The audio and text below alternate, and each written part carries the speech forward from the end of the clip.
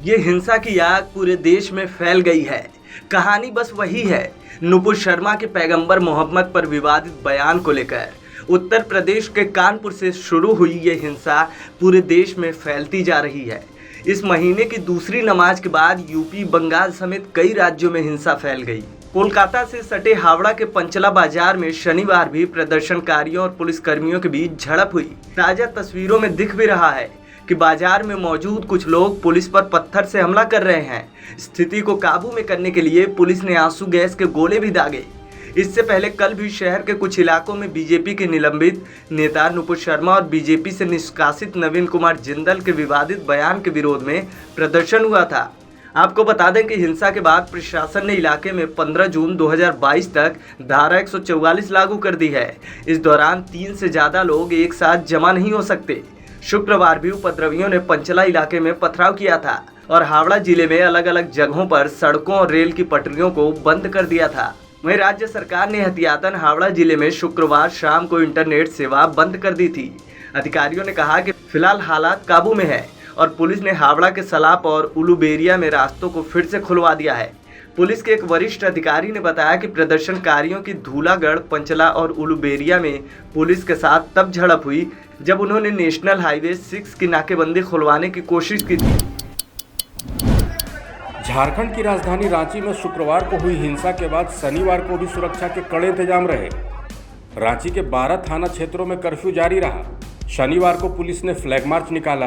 प्रशासन ने इंटरनेट को रविवार की सुबह तक बंद रखने के निर्देश दिए हैं। दरअसल नुपुर शर्मा के पैगंबर मोहम्मद पर विवादित बयान को लेकर शुक्रवार को जुमे की नमाज के बाद रांची में हिंसा हुई थी। इस दौरान पथराव और आगजनी की घटना भी सामने आई थी। हिंसा की घटना में 2 लोगों की मौत हो गई और 1 दर्जन लोग घायल हो गए। मृतकों की शिनाख्त 22 साल के मोहम्मद कैफी और 24 साल के मोहम्मद साहिल के रूप में की गई। हिंसा में आईपीएस अधिकारी समेत पुलिसकर्मियों को भी चोट आई थी।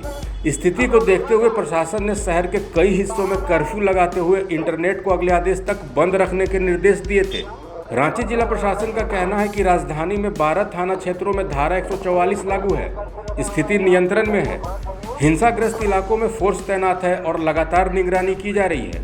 हिंसा से जुड़े सीसीटीवी फुटेज और वीडियो की जांच की जा रही है। उसके बाद आवश्यक कार्रवाई की जाएगी। बताते चले कि शुक्रवार को जुमे की नमाज के बाद देश के कई हिस्सों में नुपुर शर्मा के बयान के विरोध में प्रदर्शन हुए।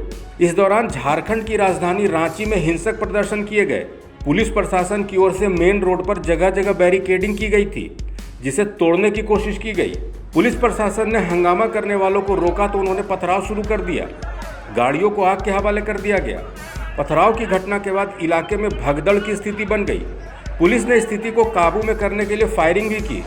जिला प्रशासन ने स्थिति की गंभीरता को देखते हुए कई क्षेत्रों में धारा 144 लागू कर दी है। इसके साथ ही सुरक्षा के कड़े इंतजाम हैं। शनिवार को पुलिस ने हिंसाग्रस्त इलाकों में फ्लैग मार्च भी निकाला।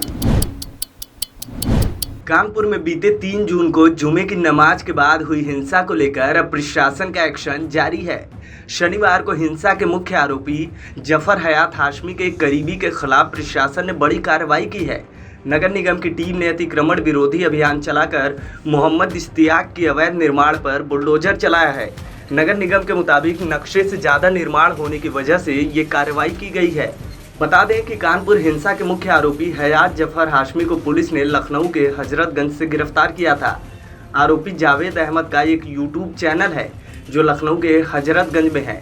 सभी आरोपी इस चैनल के ऑफिस में छिपे हुए थे, जिसके बाद यहां से मुख्य साजिशकर्ता हयात जफर हाशमी के अलावा जावेद अहमद खान, मोहम्मद राहिल और मोहम्मद सूफियान को गिरफ्तार किया गया था।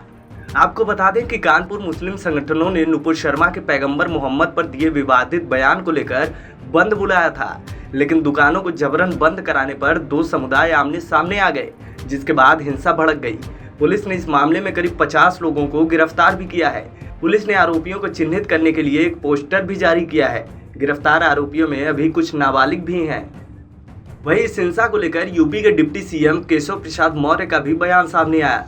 उन्होंने कहा कि दोषियों को बख्शा नहीं जाएगा, निर्दोष को परेशान नहीं किया जाएगा, लेकिन अगर कोई दंगा करने की कोशिश करता है तो उन्हें पता होना चाहिए कि उत्तर प्रदेश एक ऐसा राज्य है जहां दंगाइयों को माफ नहीं किया जाता। कानपुर हिंसा में मुख्य आरोपी हयात जफर हाशमी का भले ही पीएफआई से कनेक्शन सामने नहीं आया है, लेकिन उनके कुछ करीबियों का पीएफआई कनेक्शन सामने आया है, जिसके बाद पुलिस ने मोहम्मद उमर, सैफुल्लाह और मोहम्मद नसीम को गिरफ्तार किया है।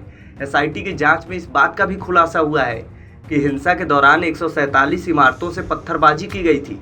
बताया जा रहा है कि सीसीटीवी से पहचान होने के बाद इन इमारतों की वैधता की भी जांच होगी और जो इमारत या बिल्डिंग अवैध पाई जाएगी उस पर बुलडोजर चलाया जाएगा।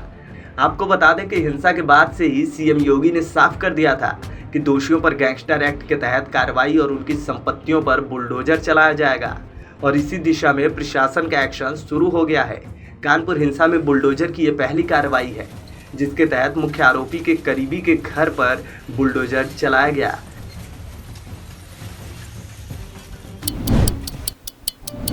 इस साल 15 राज्यों की राज्यसभा की कुल 57 सीटों पर चुनाव होना था, लेकिन इनमें से 41 सीटों पर उम्मीदवार निर्विरोध चुन लिए गए और बाकी बची 4 राज्यों की 16 सीटों पर शुक्रवार को वोट डाले गए और शनिवार सुबह तड़के महाराष्ट्र, कर्नाटक, हरियाणा और राजस्थान की 16 राज्यसभा सीटों के लिए राज्यसभा के परिणाम सामने आ गए हैं। सबसे आखिर में महाराष्ट्र के नतीजे आए, जिसके बाद राज्यसभा चुनाव 2022 में बीजेपी ने 9 सीटें अपने नाम करने में कामयाबी हासिल की।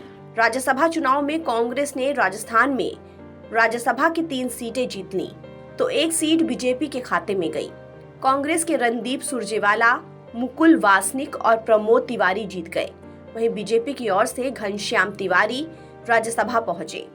मीडिया दिग्गज सुभाष चंद्रा निर्दलीय के तौर पर मैदान में थे और उन्हें बीजेपी का समर्थन भी हासिल था, लेकिन बड़े बड़े दावों के बावजूद वो जीत हासिल नहीं कर पाए। महाराष्ट्र में बीजेपी ने महाविकास अघाड़ी गठबंधन को झटका देते हुए राज्यसभा की 6ठी सीट जीत ली।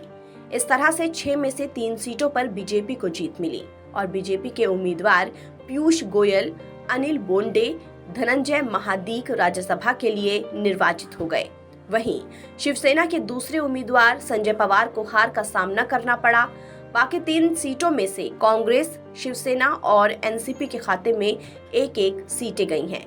शिवसेना के संजय राउत, कांग्रेस के इमरान प्रतापगढ़ी और एनसीपी के प्रफुल्ल पटेल राज्यसभा के लिए निर्वाचित हुए। महाराष्ट्र के अलावा हरियाणा के नतीजों में काफी देरी हुई, तो वहीं हरियाणा की दोनों सीटों पर बीजेपी ने कब्जा जमाया। बीजेपी के कृष्ण लाल पवार और बीजेपी समर्थित निर्दलीय उम्मीदवार कार्तिकेय शर्मा राज्यसभा में पहुंचने में कामयाब रहे। वहीं कांग्रेस उम्मीदवार अजय माकन को हार का सामना करना पड़ा। कर्नाटक में सत्तारूढ़ बीजेपी ने 4 में से 3 सीटों पर कब्जा जमाया, जबकि 1 सीट कांग्रेस के खाते में गई है। जेडीएस का खाता भी नहीं खुल सका। बीजेपी के प्रत्याशी निर्मला सीतारमण, जगेश और सीटी रवि ने जहां जीत हासिल की है, तो वहीं कांग्रेस के खाते में आई एकमात्र सीट पर जयराम रमेश विजयी रहे हैं। देश और दुनिया में एक बार फिर से कोरोना ने तेजी से अपने पांव पसारने शुरू कर दिए हैं। जून के महीने में भारत में लगातार कोरोना केसों में इजाफा होता जा रहा है। पिछले कुछ दिनों के मुकाबले अब नए केसों में 2.5 गुना तक की बढ़ोतरी दर्ज की गई है। अगर हम पिछले 24 घंटे की बात करें तो कोरोना के 8,329 नए मामले सामने आए हैं। एक दिन पहले के मुकाबले नए केसों की संख्या 9.8% ज्यादा है। डेली पॉजिटिविटी रेट 2.41% है। वहीं एक दिन में 10 कोरोना संक्रमित मरीजों की मौत भी हो गई है। 10 जून को 7,584 नए केस सामने आए थे, जबकि 24 कोरोना मरीजों की मौत हुई थी। इस लिहाज से देखा जाए तो आज फिर कोरोना के मामलों में बढ़ोतरी देखने को मिली है। इस दौरान पिछले 24 घंटे में 4,216 लोगों ने कोरोना को मात भी दी है। कोरोना के मामले में भारत की रिकवरी रेट 98.69% है, जिसके बाद कोरोना से ठीक होने वालों का कुल आंकड़ा 4,26,48,308 हो गया है। देश में अब कोरोना के कुल एक्टिव मामले 40,370 पर पहुंच गए हैं।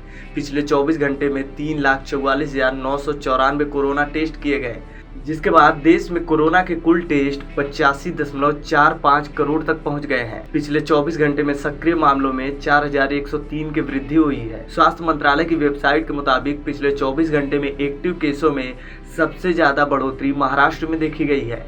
यहाँ सक्रिय केसों में 1,758 का इजाफा हुआ है।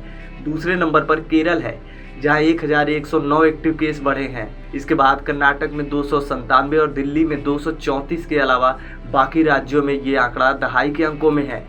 पिछले साल 4 मई को संक्रमितों की संख्या 2 करोड़ और 23 जून 2021 को 3 करोड़ के पार पहुंच गई थी।